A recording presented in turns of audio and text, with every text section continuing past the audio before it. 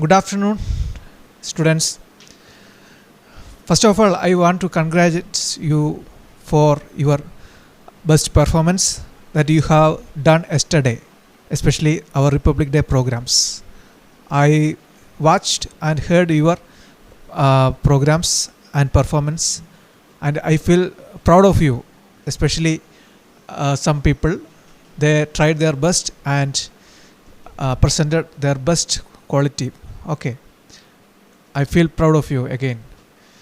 Thank Okay, you, sir. and I hope you will do it again and again. In the previous class, I told you to read the paragraph or the text or the poem. So I think you have all go through the poem. So please turn on your video. I want to see you all. That's very important.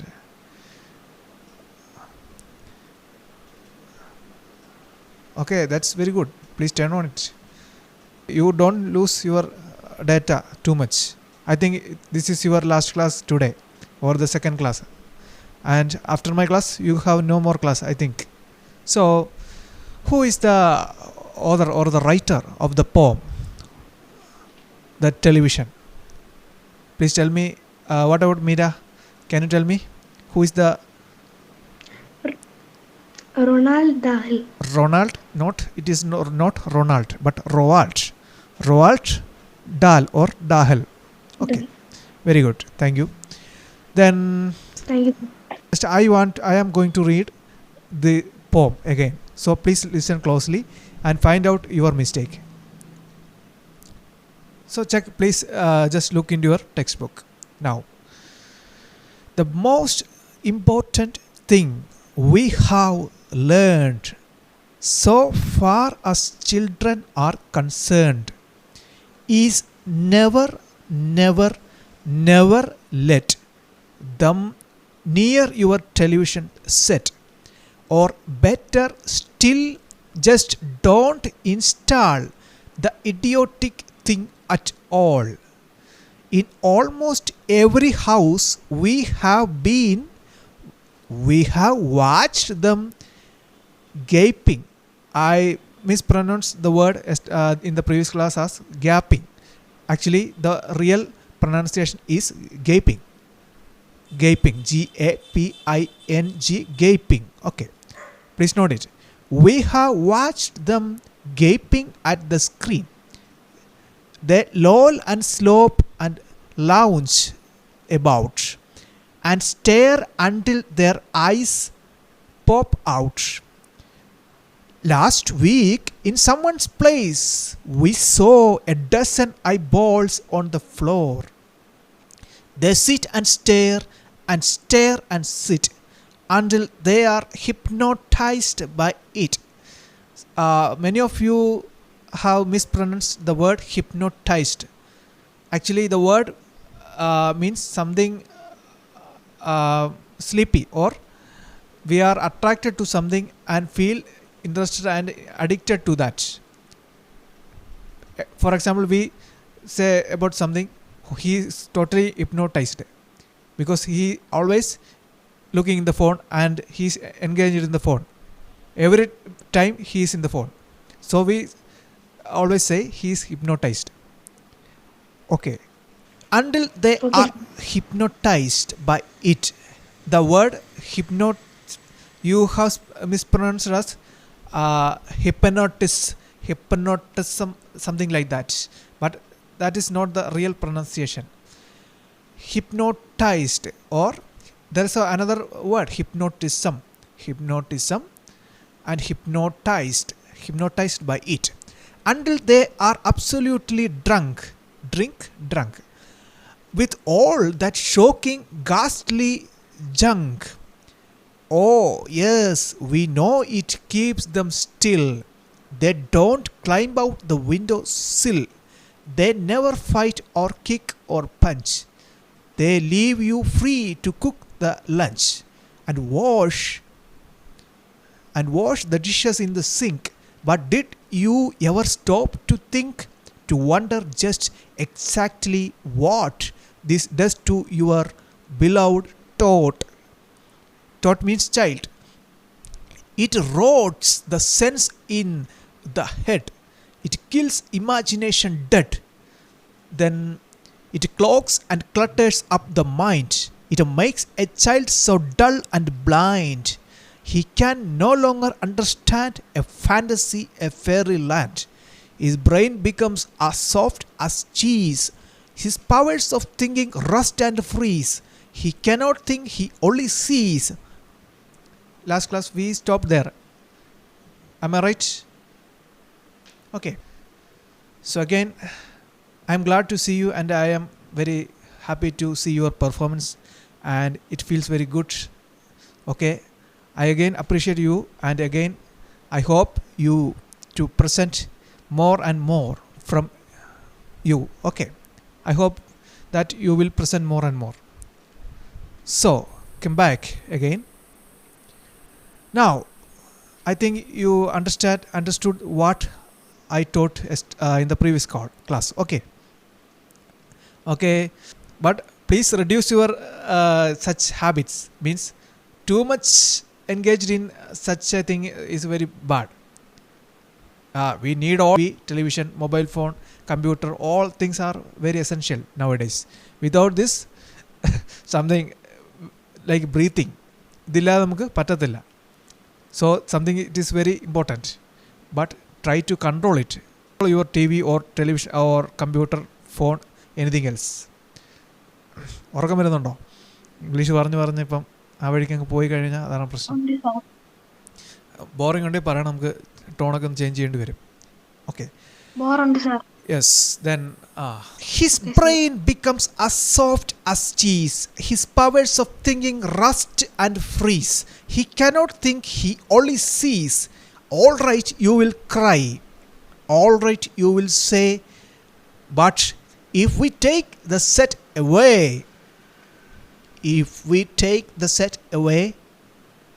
what shall we do to entertain our darling children? ഞാൻ ചോദിക്കട്ടെ, പറഞ്ഞത് ശരിയാണ്. ഈ പറഞ്ഞ സാധനമൊക്കെ വെച്ച് കഴിഞ്ഞാൽ brain തുരുമ്പടിച്ച് പോവും. ഈ ടെലിവിഷൻ കൊണ്ട് മനുഷ്യൻ്റെ തല പൊട്ടൻ, എന്താ പറയുക, ശരിക്കും മണ്ടൻ തലയായി പോവും. വെറും പൊട്ടനായിട്ട് മാത്രം നടക്കാൻ പറ്റൂ, ആ അവസ്ഥയിലായി പോവും. സത്യവാദം. ബട്ട് ഇതില്ലാതെ എങ്ങനെ ജീവിക്കും? പിള്ളേരെ വളർത്തണ്ടേ? പേരൻസ് ചോദിക്കുന്ന ചോദ്യമാണ്. ഇതില്ലെങ്കിൽ പിള്ളേരിങ്ങനെ ഇരുന്ന് തരത്തില്ലെന്നാ. വീട് മൊത്തം തല്ലിപ്പൊളിച്ച് ഈ പറഞ്ഞ പോലെ ചവറാക്കി കളയും.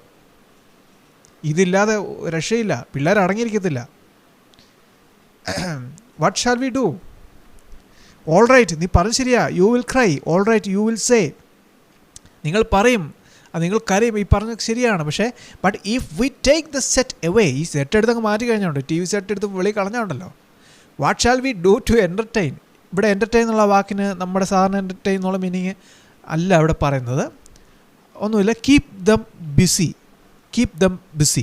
ഒരാളെ നമ്മളെപ്പോഴും ഇങ്ങനെ ബിസി ആക്കി ഇരുത്തുക, അതിനാണ് എൻ്റർടൈൻ എന്നുള്ള മീനിങ് ഇവിടെ ഉദ്ദേശിച്ചേക്കുന്നത് കേട്ടോ. ആ വാക്കിന് വേറെ അർത്ഥമുണ്ട്. എൻ്റർടൈൻ എന്ന് പറഞ്ഞാൽ നമ്മൾ ആ ഒരു എന്താ പറയുന്നത്, എൻ്റർടൈൻ ചെയ്യുക. ദിസ് ഈസ് മൈ എൻ്റർടൈൻമെൻറ്റ് എന്ന് പറയത്തില്ലേ, അതാണ്.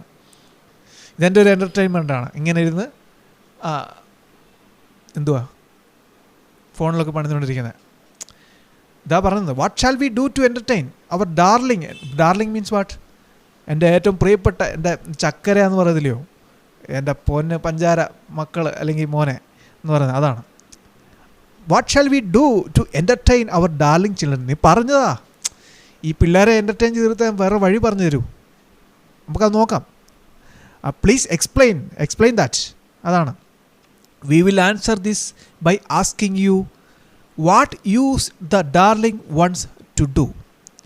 We will answer this by asking you what use the darling wants to do. ഇതിനൊക്കെ ഒരു മറുപടി വേണം. എന്തു ചെയ്യാൻ പറ്റും? അതിനൊക്കെ മറുപടി നമ്മൾ പോയിട്ട് തരും. നമ്മുടെ റോൾഡ് ഡാഹൽ തരും.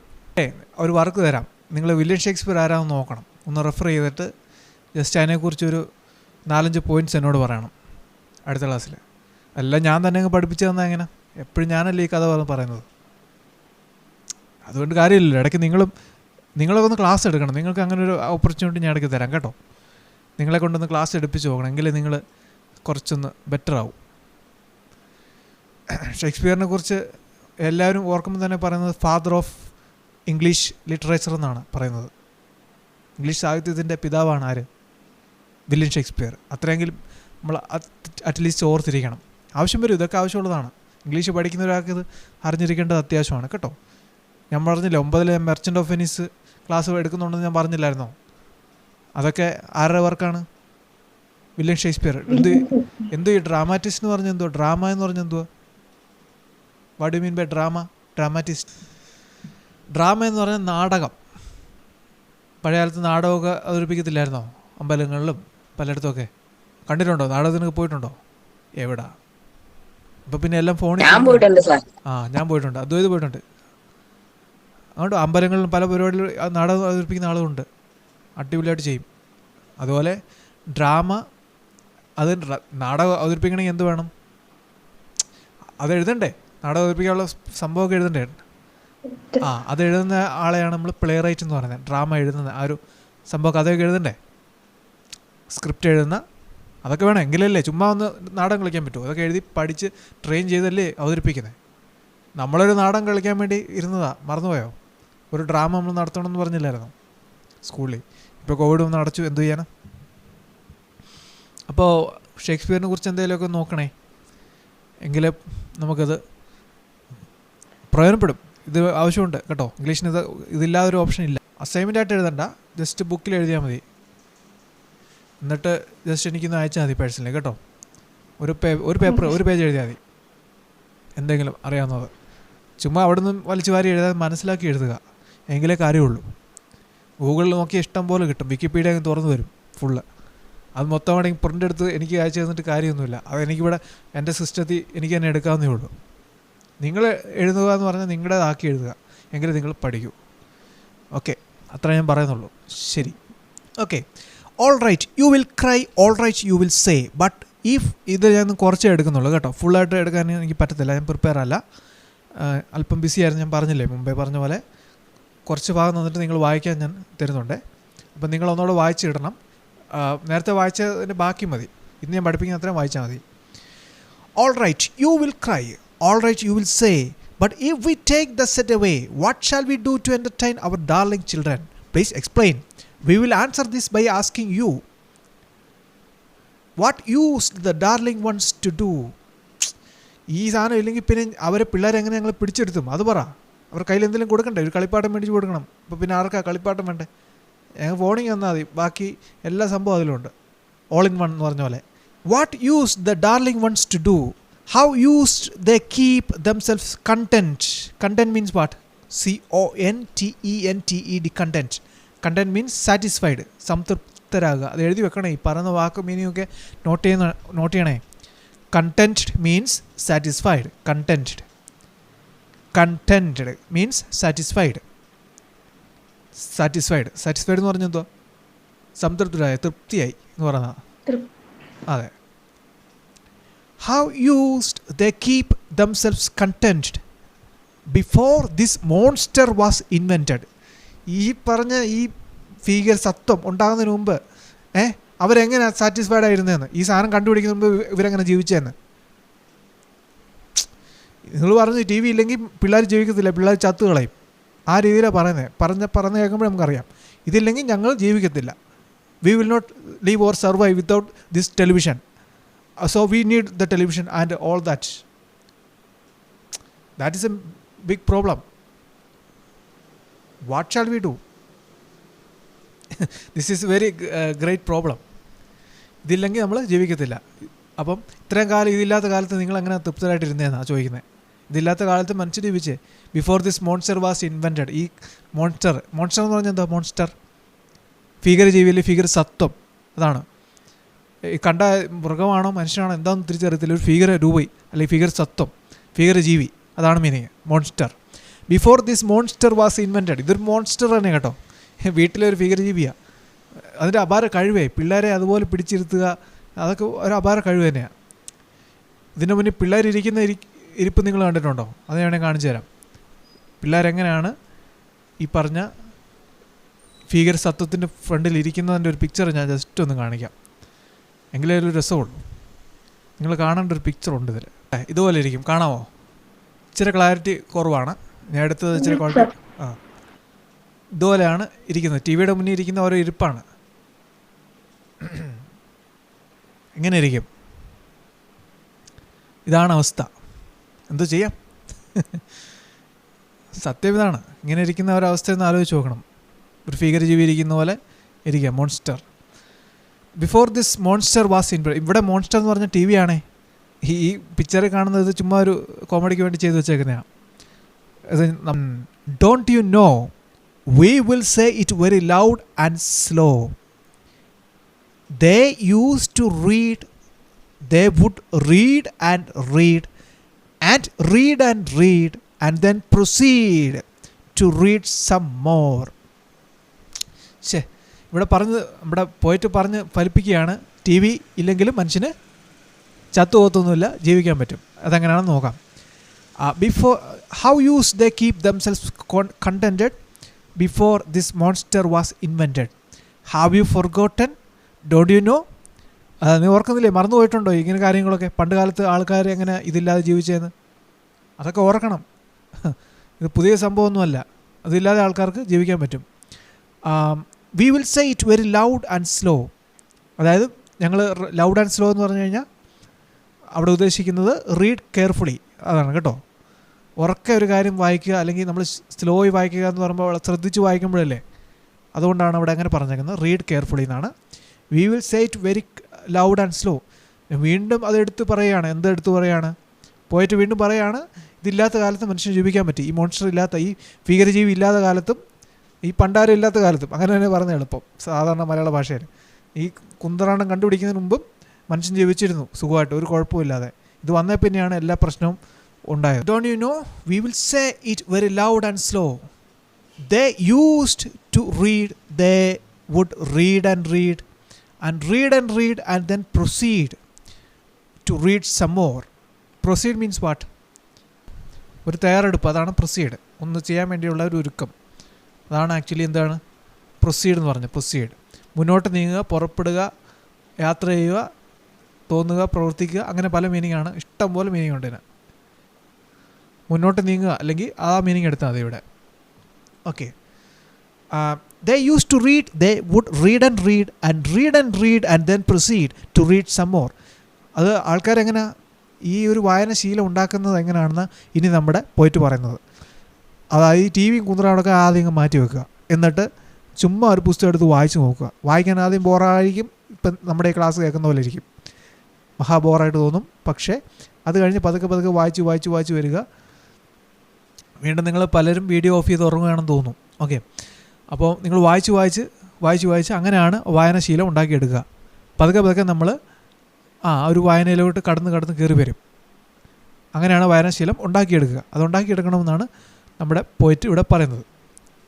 Then great Scott gadzooks 1/2 their lives was reading books. The nursery shelves held books galore. Books cluttered up the nursery floor, and in the bedroom by the bed more books were waiting to be read. Okay. Such wondrous fine fantastic tales of dragons, gypsies, queens and whales and treasure isles and distant shores where smugglers rode with muffled oars. അതിങ്ങനെ നീണ്ടുപോവുകയാണ്, കുറേ ഉണ്ട്. എല്ലാം കൂടെ ഒരുമിച്ച് ഞാൻ എടുക്കുന്നില്ല. Okay. Great Scott. എന്താണ് great Scott means? ആ ഒരു വാക്ക് അവിടെ ഉദ്ദേശിക്കുന്നത് അതിശയ അത്ഭുതത്തോടെ നമ്മൾ പറയുന്നൊരു വാക്കാണ് ഗ്രേറ്റ് സ്കോട്ട്. എൻ്റെ പൊന്നേ, ഇതെന്താണ് ഞാൻ ഈ കേൾക്കുന്നത്, അല്ലെങ്കിൽ എന്താണ് ഞാൻ ഈ കാണുന്നതെന്ന് പറയുന്ന പോലെയാണ്. Use to express shock and disbelief. കേട്ടോ, ആ വാക്ക് അവിടെ യൂസ് ചെയ്തേക്കുന്ന മീനിങ് എഴുതിക്കോ. Use to express shock and disbelief. Used to express shock and disbelief. അങ്ങനെയാണ് ആ വാക്കിൻ്റെ മീനിങ് ഉദ്ദേശിക്കുന്നത്. കേട്ടോ, നമുക്ക് വിശ്വസിക്കാനേ പറ്റുന്നില്ല. എൻ്റെ പൊന്നെ, എനിക്ക് ഒട്ടും വിശ്വസിക്കാൻ പറ്റുന്നില്ല. ശരിക്കും സംതിങ് ഷോക്കിംഗ്. ഞാൻ എന്താണ് കേൾക്കുന്നത്? എനിക്ക് എൻ്റെ കണ്ണുകൾ വിശ്വസിക്കാൻ പറ്റില്ല, എൻ്റെ ചെവികൾ വിശ്വസിക്കാൻ പറ്റുന്നില്ല. സത്യമാണത്. ഉള്ളതാണിത് എന്ന് പറയുന്ന പോലെ അതാണ്. Great Scott, ഗട്ട്സൂക്സ്. ഗട്ട്സൂക്സ് എന്ന് പറഞ്ഞാൽ എന്താണ്? ഗട്ട്സൂക്സ് ഗോഡ്സ് ഹൂക്ക് എന്നാണ് മീനിങ് കേട്ടോ. ഗോഡ്സ് ഹൂക്ക് എഴുതിക്കോ. ഗോഡ് മീൻസ് ദൈവം, ദൈവത്തിൻ്റെ ഹൂക്ക് എന്നാണ് കേട്ടോ. ഹൂക്ക് എന്താണ് ഹൂക്ക് എന്ന് പറഞ്ഞാൽ? ഹൂക്കിന് പല അർത്ഥമുണ്ട് ഇവിടെ. ശരിക്കും ചൂണ്ടാന്നും കുരുക്കുന്നും ഒക്കെയാണ് ഹൂക്കിൻ്റെ മീനിങ്. ഓക്കെ, ഗോഡ്സ് ഹൂക്സ്, ദൈവത്തിൻ്റെ ചൂണ്ട അല്ലെങ്കിൽ ദൈവത്തിൻ്റെ ആ കുടുക്കിൽപ്പെടുക, അങ്ങനെ ഒരു മീനിങ്ങാണ് ഇവിടെ ഉദ്ദേശിക്കുന്നത്. നമുക്ക് സെൻറ്റൻസ് വായിക്കുമ്പോൾ അതിൻ്റെ മീനിങ് കിട്ടും. Great Scott gadzooks, 1/2 their lives was reading books. The nursery shelves held books galore. Galore means what? Galore വെച്ച് കഴിഞ്ഞാൽ ഹ്യൂജ് നമ്പർ. ഒരുപാട്.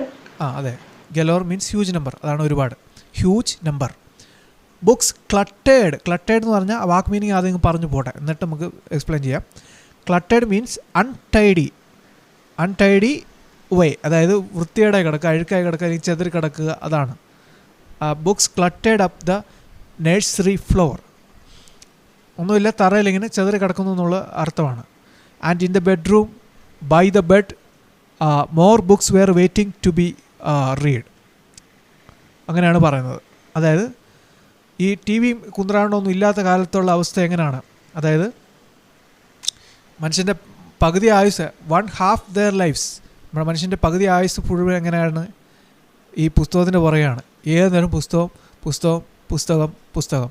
പണ്ടൊക്കെ ആണെങ്കിൽ ഇഷ്ടംപോലെ ലൈബ്രറിയും കാര്യങ്ങളുണ്ട്. ഇന്നാണെങ്കിൽ ലൈബ്രറി എന്ന് പറയുന്ന സാധനം കാണാനില്ല. വല്ല അവിടെ ഇവിടെയൊക്കെ ഉണ്ട്, അത് തന്നെ ആരും പോകാറുമില്ല. പക്ഷെ എവിടെ ആരും വായിക്കുന്നു? എനിക്ക് വായിക്കാൻ സമയമില്ല, ഉള്ള കാര്യം പറയാം.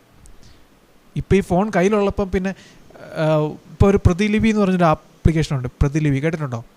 ഇപ്പോൾ എൻ്റെ പരസ്യം യൂട്യൂബ് തുറന്നാൽ തന്നെ എൻ്റെ പരസ്യം കാണാം. മറ്റേ അഫ്ലു, എഫ് വേൾഡ് അഫ്ലു അല്ലേ, അറിയത്തില്ലേ യൂട്യൂബിലെ? പുള്ളിക്കാരൻ എന്നെ ഒരു പരസ്യം പറഞ്ഞായിരുന്നു. പുള്ളി പറയുന്നൊരു പരസ്യമൊക്കെ ഉണ്ട് പ്രതിലിപിയുടെ.